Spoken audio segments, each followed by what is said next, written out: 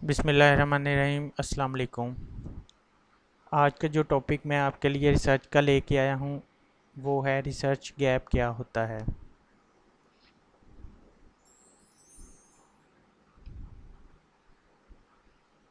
जी, तो research gap के बारे में हम बात स्टार्ट करते हैं कि रिसर्च गैप एक्चुअली में क्या चीज़ है। रिसर्च गैप एक्चुअली में वो चीज़ है कि जो आपको एक न्यू वे देती है, एक न्यू डायरेक्शन देती है। फॉर एग्ज़ाम्पल आप किसी चीज़ पर रिसर्च कर रहे हैं, आपका एक टॉपिक है, आपने उसको सिलेक्ट कर लिया है। अब उस टॉपिक में आपने मज़ीद जो न्यू इन्फॉर्मेशन है, जो कोई नई चीज़ उसमें रह गई है, वो आपने फाइंड करनी है। कोई प्रॉब्लम जिसका सलूशन साइंटिस्ट नहीं निकाल सके, उसको आपने फाइंड करना है। तो ये फाइंडिंग्स किस लिए ज़रूरी होती हैं? एक्चुअली में ये फाइंडिंग्स इसलिए ज़रूरी होती हैं कि आपने एक न्यू इन्फॉर्मेशन फाइंड करनी है। एक न्यू प्रॉब्लम जो चल रहा है ऑलरेडी, आपने उसको उस गैप को फिल करना है, उसका सलूशन निकालना है। ये रिसर्च को रिफाइन करने का एक प्रोसेस है। तो उम्मीद करता हूँ आपको ये थोड़ा सा क्लियर हो गया होगा। इसके बारे में मज़ीद जो पॉइंट्स हैं वो हम डिस्कस करते हैं अपने नेक्स्ट वीडियो में। जी, रिसर्च गैप के पहले मैं आपको थोड़ी सी समरी दिखा दूं। Review the literature, seek help from supervisor, know the use of tools, read different journals, questions, note main points। तो अब इनको हम वन बाय वन डिस्कस करते हैं। सबसे पहली चीज़ होती है कि लिटरेचर को आप अच्छी तरह खंगालें। ज़्यादा से ज़्यादा आप एब्स्ट्रैक्ट्स पढ़ने की कोशिश करें। अब आप इतने सारे एब्स्ट्रैक्ट्स तो नहीं पढ़ सकते। आप एक टॉपिक को सर्च कर रहे हैं, सर्च करने में आपको हज़ारों एब्स्ट्रैक्ट्स मिल जाते हैं। तो पहले तो आप टाइटल से जो अपने मेन कीवर्ड्स हैं उनसे आप सर्चिंग करते हैं, तो आपको पता चल जाता है, आइडेंटिफाई आप कर लेते हैं कि ये जी मेरी टॉपिक से रिलेटेड एब्स्ट्रैक्ट हो सकता है। अब आप उस एब्स्ट्रैक्ट को ओपन करते हैं, सबसे पहले उसके कीवर्ड्स पे जाएं। एब्स्ट्रैक्ट के नीचे कीवर्ड्स देते हैं, उन वो होते ही इसलिए हैं कि वहाँ से आप मेन जो है अपने टॉपिक की तरफ डायरेक्शन ले सकें। तो जब आप कीवर्ड्स को देखेंगे तो वहाँ से आपको अंदाज़ा हो जाएगा कि इस एब्स्ट्रैक्ट में आपसे आपके टॉपिक से रिलेटेड इन्फॉर्मेशन है या नहीं है। तो अगर कीवर्ड्स आपको ये बता रहे हैं कि आपके टॉपिक से रिलेटेड इन्फॉर्मेशन है, तो उस एब्स्ट्रैक्ट को आप देखें, उसको रीड करें, उसको समझने की कोशिश करें और उसको अपने पास सेव कर लें। इस तरह आप डिफरेंट एब्स्ट्रैक्ट्स को, फॉर एग्ज़ाम्पल आप लिटरेचर के लिए 1000 एब्स्ट्रैक्ट्स पढ़ते हैं, तो उसमें से आपको जो अपनी रिलेटेड रिसर्च है उसके लिए आपको मोर देन 50 या 100 एब्स्ट्रैक्ट मिल जाएंगे। तो वो एब्स्ट्रैक्ट्स आपके लिए असल मॉडल्स हैं। उन मॉडल्स को आप सेव रखें और वहाँ से आप उनको रीड करके देखें कि इसमें जो टॉपिक आपका चल रहा है इसमें किन पॉइंट्स में वीकनेस है। जिन पॉइंट्स में वीकनेस है उन पॉइंट्स को पकड़ने की कोशिश करें और उस उनका सलूशन निकालने की कोशिश करें। दूसरी जो इम्पोर्टेंट चीज़ है कि आप अपने जो एब्स्ट्रैक्ट्स हैं, जो आप सर्च कर रहे हैं, जो आप इंफॉर्मेशन जितनी भी आप डेली बेसिस पे अपने पास सेव कर रहे हैं, उसको अपने सुपरवाइज़र से ज़रूर डिस्कस करें। आप डेली इंफॉर्मेशन लेके जाएंगे, कुछ पॉइंट्स लेके जाएंगे। हाँ, उनके पास इंफॉर्मेशन आप इस तरह न लेके जाएंगे आप जी फॉर एग्ज़ाम्पल 50 टू 100 एब्स्ट्रैक्ट्स आप निकाल के चले गए हैं और आप सुपरवाइज़र के आगे रख देते हैं, तो वो कभी भी नहीं पढ़ सकेगा और ना ही आपको कोई गाइड कर सकेगा। हाँ, आप ये कर सकते हैं कि अपने एक टेबल्स डिज़ाइन करें, कुछ चीज़ें, कुछ की पैरामीटर्स के थ्रू अपने टेबल डिज़ाइन करें। उनको डिज़ाइन करने के बाद आप वो जो इन्फॉर्मेशन है एब्स्ट्रैक्ट्स में, मेन इन्फॉर्मेशन है, वो उन टेबल्स में पुट करते जाएं।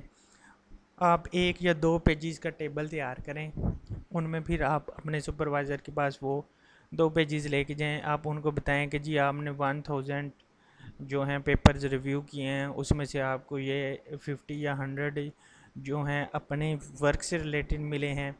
उसमें आपने जो चीज़ आइडेंटिफाई की है, जो फील्ड आइडेंटिफाई किए हैं जिनमें वीकनेस है, वो ये है। मेन पॉइंट्स को आप टिक करें और उससे आप अपने सुपरवाइज़र से हेल्प लें कि वो आपको फ्यूचर के लिए गाइड करे कि आपने किस एरिया में मज़ीद जो है अपनी रिसर्च को लेकर चलना है, कहाँ पे आपने मज़ीद फोकस करना है। जी, नेक्स्ट पॉइंट है कि जी आपको ज़्यादा से ज़्यादा डिजिटल टूल्स का इस्तेमाल आना चाहिए। डिजिटल टूल्स का इस्तेमाल का मतलब क्या है कि जी आपको लैपटॉप चलाना आना चाहिए। लैपटॉप में से आपको रिसर्च पेपर सर्च करने आने चाहिए। अगर आपको ये चीज़ आती है, रिसर्च पेपर आप सर्च करना जानते हैं, तो फिर आप कामयाब होंगे। अब आपको सर्च इंजन्स का ही नहीं पता, अगर आप पेपर ही सर्च नहीं कर सकते, फिर आप पेपर्स को रीड ही नहीं कर सकते। पूरा पूरा पेपर तो आप रीड नहीं कर सकते। जिस तरह मैंने आपको ऑलरेडी बताया कि आप एब्स्ट्रैक्ट्स के कीवर्ड्स को रीड करें, वहाँ से आप एब्स्ट्रैक्ट मेन जो फोकस है अपना एब्स्ट्रैक्ट पे करें, और जो आपसे रिलेटेड इन्फॉर्मेशन है उसको आप अपने पास सेव करते जाएं। तो इसके लिए आपको डिजिटल टूल्स का इस्तेमाल बहुत ज़रूरी है। आपको माइक्रोसॉफ्ट वर्ड का इस्तेमाल आना चाहिए, पावर पॉइंट का इस्तेमाल आना चाहिए।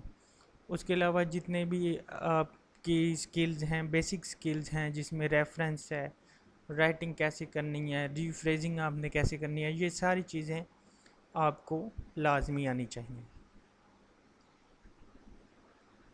अब नेक्स्ट पॉइंट जो डिस्कस करने जा रहा हूँ कि आप अपने फील्ड से रिलेटेड जो टॉप के जर्नल्स हैं, आप हमेशा उनसे पहले हेल्प लेने की कोशिश करें।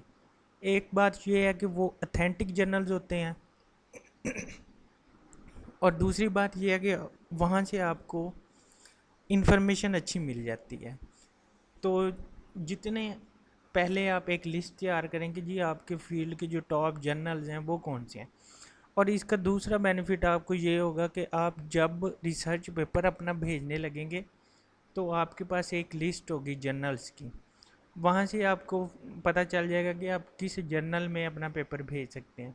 फिर उसके साथ साथ आप एक काम और करेंगे, साथ ही कर लें कि आप जब जर्नल्स की लिस्ट तैयार कर रहे होंगे, तो उसमें आप देख लें कि कौन से पेड जर्नल हैं, और साथ में आप उसी लिस्ट में ऐड कर लें कि ये जर्नल पब्लिकेशन टाइम कितना लेता है। उसके हर रिसर्च पेपर पे लिखा होता है कि वो एक्सेप्ट कब हुआ, और रिसीव कब हुआ, एक्सेप्ट कब हुआ, और पब्लिश कब हुआ। तो वहाँ से आप 2-3 पेपर्स को देख के आप ये अंदाज़ा कर सकते हैं कि इनका पब्लिकेशन टाइम 1 मंथ है, 2 मंथ है। तो इस तरह आप लिस्ट बना लें। जो सस्ते जर्नल्स हैं या जो अनपेड जर्नल्स हैं, आप उन पे ज़्यादा फोकस करें। बाकी साथ साथ लिस्ट में आप पेड जर्नल्स भी ऐड करते जाएं, उनकी भी ज़रूरत पड़ जाती है कभी ना कभी। आपको कभी एमरजेंसी में कोई पेपर पब्लिश कराना पड़ जाता है, तो वो भी आप ऐड करते रहें। जी, नेक्स्ट है कि आप ज़्यादा से ज़्यादा क्वेश्चंस बनाएं। आपको जहाँ पे प्रॉब्लम आ रहा है, आप वहाँ पे एक क्वेश्चन बनाएं और फिर उसका सलूशन ढूंढने की कोशिश करें। आप जब उसका सलूशन ढूंढेंगे, तो आपको मज़ीद आपका जो माइंड है उसमें मज़ीद इन्फॉर्मेशन आएगी, आप मज़ीद रिसर्च करेंगे, आप मज़ीद पढ़ते जाएंगे, तो इससे आपको और बेनिफिट होगा। नेक्स्ट पॉइंट ये है कि जी जैसे जैसे आप पढ़ रहे हैं, तो उस इन्फॉर्मेशन को लॉस्ट ना करते जाएं। आप अपनी एक कॉपी रखें साथ, उस कॉपी पे आप हर पॉइंट को अपने नोट करते रहें। जब आप कुछ देर के बाद आपको कोई चीज़ में प्रॉब्लम आ रही होगी, तो आप अपनी कॉपी खोलेंगे, वहाँ से आपको पता चल जाएगा जी ये पॉइंट जो है इसके लिए ये सलूशन है, इस फील्ड में वीकनेस है, यहाँ पे मैं रिसर्च करूँगा तो वो मेरी यूनिक होगी। तो इस तरह आपका एक माइंडसेट बनता जाएगा।